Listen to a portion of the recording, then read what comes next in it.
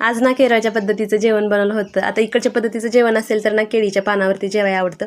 तर मग झाडाची पानं थोडीशी कट करून आणली, स्वच्छ धुवून पुसून घेतली. तर आज सुकी भाजीमध्ये 2 भाज्या केल्या होत्या. एक बीन्सची सुकी भाजी होती आणि दुसरी फणसाच्या बियांची सुकी भाजी, अशा 2 भाज्या होत्या. तर त्याच्यासोबत थोडीशी ओल्या नारळाची ना कच्चा आंबा घालून चटणी केली होती. आता कधी कधी भाजीला काही नसेल तर ना इकडचे लोक ना अशी चटणी आणि भात खातात, तर छान अशी टेस्ट लागते. तर प्राऊन्स मासं होतं तर ते पण फ्राय करून घेतलं होतं. आता पापड, इकडच्या पद्धतीचाच पापड ह्या भातासोबत छान लागतो. तर मसाले ताक बनवलं होतं केरळच्या पद्धतीचं आणि भात बनवलं होतं आणि पातळ भाजी पण मी फणसाच्या बियांचीच केली होती. कारण आता सीझन आहे तोपर्यंत भरपूर अशा बिया भेटल्या जातात आणि त्याच्यातून भरपूर प्रोटीन भेटलं जातं. त्यामुळं मग बऱ्याच वेळा मग तीच भाजी बनली जाते. तर पातळ भाजी, एकच भाजी बनवली होती. तर याचा डिटेल व्हिडिओ आहे ती मी चॅनलवरती अपलोड केलेला आहे. तर चॅनलवरती जर नवीन असाल तर चॅनलला सबस्क्राईब नक्की करा.